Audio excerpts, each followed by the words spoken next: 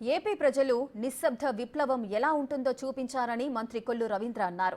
ప్రజా వ్యతిరేక చర్యలకు పాల్పడితే ప్రజలు ఇలాగే బుద్ధి చెబుతారని ఆయన చెప్పారు. గతానికి భిన్నంగా కూటమి పాలన ఉంటుందని అంటున్న కొల్లు రవీంద్రతో మా ప్రతినిధి శివ ఫేస్ టు ఫేస్. చంద్రబాబుతో పాటు దాదాపు 24 మంది మంత్రులు ప్రమాణ స్వీకారం చేశారు. ప్రస్తుతం మనతో మంత్రి కొల్లు రవీంద్ర ఉన్నారు. సార్ చెప్పండి, కొత్తగా మంత్రివర్గం తీసుకున్నారు, ఏ రకంగా ఫీల్ అవుతున్నారు, ఎటువంటి కార్యాచరణతో ముందుకెళ్ళబోతా ఉన్నారు? గత 5 సంవత్సరాల్లో రాష్ట్రంలో ఒక అరాచకం రాజ్యమేలారు. పూర్తిగా అన్ని వ్యవస్థని నిర్వీర్యం చేశారు, సర్వనాశనం చేశారు, దోచుకున్నారు, దాడులు చేశారు, విధ్వంసాలు సృష్టించారు. విసిగి చెందినటువంటి ప్రజలు ఇవాళ అన్ని వర్గాలు, యువత, మహిళ, రైతు అందరూ కూడా, ప్రతి ఒక్కరు కూడా, ఉద్యోగస్తులు కానీ అందరూ కూడా విరక్తి చెంది నిశ్శబ్ద విప్లవం అంటే ఎలా ఉంటుందనేది చూపించారు. దాదాపు 95% మ్యాండేట్ కూడా తెలుగుదేశం, జనసేన, భారతీయ జనతా పార్టీకి ఇచ్చారు. 175 స్థానాలకి 164 స్థానాలు గెలిపించి కేవలం 11 స్థానాలకే పరిమితం చేశారు. 151 స్థానాలు గెలిచినటువంటి జగన్మోహన్ రెడ్డికి. అంటే ప్రజాస్వామ్యంలో ప్రజలకు వ్యతిరేకంగా ఎవరు పనిచేసినా ఎలా ఉంటుందనే దానికి ఒక నిదర్శనం ఆంధ్ర రాష్ట్రం వల్ల. భారతదేశంలో మరి పార్లమెంటరీ వ్యవస్థ ప్రారంభమైన దగ్గర నుంచి కూడా ఇంత మెజార్టీతో గెలిపించినటువంటి పరిస్థితి ఎప్పుడు లేదు. అంటే ఇంత అద్భుతాన్ని ఈ రాష్ట్ర ప్రజలు మరి అందించారు. ముఖ్యమంత్రిగా చంద్రబాబు నాయుడు గారి మీద నమ్మకంతో, ఇవాళ ఏ నమ్మకంతో అయితే చంద్రబాబు నాయుడు గారు పరిపాలన స్టార్ట్ చేస్తున్నారు, మంత్రివర్గాన్ని కూడా ఇవాళ ఏర్పాటు చేసుకుని, మంత్రివర్గానికి మరి సీనియారిటీ ఉన్నాళ్ళు ఉన్నా కూడా మరి ప్రాంతాలని సమతుల్యం చేయాలి, యువతని ప్రోత్సహించాలి, అదేవిధంగా అన్ని సామాజిక వర్గాలకు కలపాలి. కాబట్టి దాని మీద మరి కొంతమంది సీనియర్స్ని పక్కన పెట్టినా మరి వాళ్ళు కూడా తప్పకుండా భవిష్యత్తులో మంచి స్థానం ఉంటుంది. ఇవాళ ఒక నూతన పాలకవర్గాన్ని ఏర్పాటు చేశారు.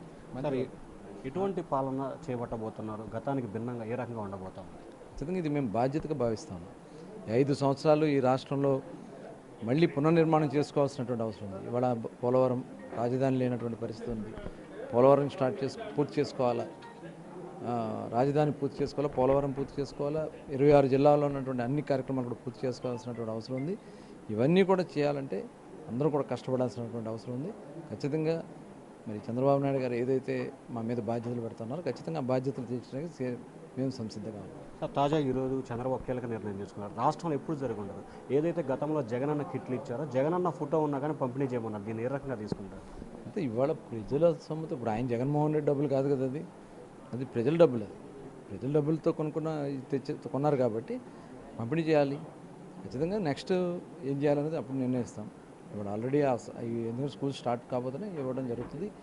అదే కాదు, వాళ్ళకిలాగా రంగులు మార్చుకోవడం లేకపోతే పరదాలు కట్టుకుని తిరగడం తెలుగుదేశం పార్టీకి చేత కాదు. ప్రజలకు ఉన్న వాస్తవాలు చెప్తాం, ప్రజలతో కలిసి ముందుకెళ్తాం, రాష్ట్రాన్ని అభివృద్ధి పథంలో ముందు నడిపిస్తాం. సార్, ఫైనల్గా ఏ శాఖ రాబోతుంది, ఏ విధంగా వ్యవహరించబోతున్నారు? కృష్ణా జిల్లాలో చాలా సీనియర్ నేతగా ఉన్నారు. ఎంతోమంది సీనియర్లను పక్కన పెట్టి మీకు అవకాశం వచ్చింది రెండోసారి. సీనియర్స్ని పక్కన పెట్టడం కాదు, సీనియర్స్ని కూడా అందరం కలిసి మరి జిల్లా మీద చాలా బాధ్యత ఉంది. జిల్లాని చాలా అభివృద్ధి చేసుకోవాలి. ఇప్పుడు అన్ని రకాలు కూడా నష్టపోయింది కృష్ణా జిల్లా. మరి ఒక జిల్లా కాదు, రాష్ట్రం అంతా నష్టపోయింది. తప్పకుండా అంతా కూడా సమన్వయం చేసి చంద్రబాబు నాయుడు గారు ఏ బాధ్యతలు పెట్టినా ఆ బాధ్యతలు చేయడానికి మేము సిద్ధంగా ఉన్నాం. ఫైనల్గా కొడాలి నాని, పేరు నాని వీరిద్దరు కూడా మళ్ళీ మాపై దాడులు చేస్తున్నారని చెప్పి తెల్లారి నుంచే బిగిన్ చేశారు. అంటే ఎట్లా తీసుకోవాలి? నేను ఢిల్లీలో మీడియా సమావేశం పెట్టారు ఆ పార్టీ ఎంపీలు. అయితే ఈ పనికిమాలిన కార్యక్రమాలు చేశారు కదా, కిందటిసారి కూడా ఇలా చేసి వాళ్ళు అనవసరంగా రాష్ట్రాన్ని పరువు తీశారు. ఇవాళ నిన్న విజయసాయిరెడ్డి మాట్లాడతారు, మాకు 15 మంది రాజ్యసభ సభ్యులు ఉన్నారు, మేము రాష్ట్రం కోసం ఏదైనా చేస్తాం. ఏం చేస్తారు? ఇవాళ చంద్రబాబు నాయుడు గారు సమయస్ఫూర్తి, చంద్రబాబు నాయుడు గారు ఇవాళ రాష్ట్ర ప్రజలు దైవ సంకల్పం, ఇవాళ కేంద్రంలో కీలకమైనటువంటి పరిస్థితులు చంద్రబాబు నాయుడు గారు ఉన్నారు అక్కడ. ఖచ్చితంగా రేపు కేంద్రంతో రాష్ట్రానికి కావాల్సినటువంటి అన్ని కార్యక్రమాలు చేయించుకుంటారు. మేమందరం కూడా రాబోయే కాలంలో సమిష్టిగా అభివృద్ధి చేసుకుంటూ ముందుకెళ్తాం. ఇవాళ బ్లాక్మెయిల్ రాజకీయాలు చేయాలంటే సాధ్యం కాదు జగన్మోహన్ రెడ్డి గారు, అది గుర్తుపెట్టుకోండి అని చెప్పి తెలియజేస్తాం. సో ఇది మొత్తం మీద పాలనాపరంగా గతానికి భిన్నంగా తమ పరిపాలన కొనసాగబోతోంది. విధ్వంసాలు, వివేశాలు ఇట్లాంటివి లేకుండా ప్రజా పరిపాలన మాత్రమే తాము కొనసాగిస్తాము. వైఎస్ఆర్సీపీ నేతలు ఇంకా సిగ్గులేనితనంగా వ్యవహరిస్తూ అనవసరమైన రాద్ధాంతం చేస్తూ ఉన్నారు. ఇక ఆ పార్టీకి సంబంధించిన ఎంపీలు బెదిరింపు ధోరణి పాల్పడితే ఆంధ్రప్రదేశ్లో సాధ్యం కాదు అని చెప్పి మంత్రి కొల్లు రవీంద్ర హెచ్చరిస్తున్నారు. Vote studio.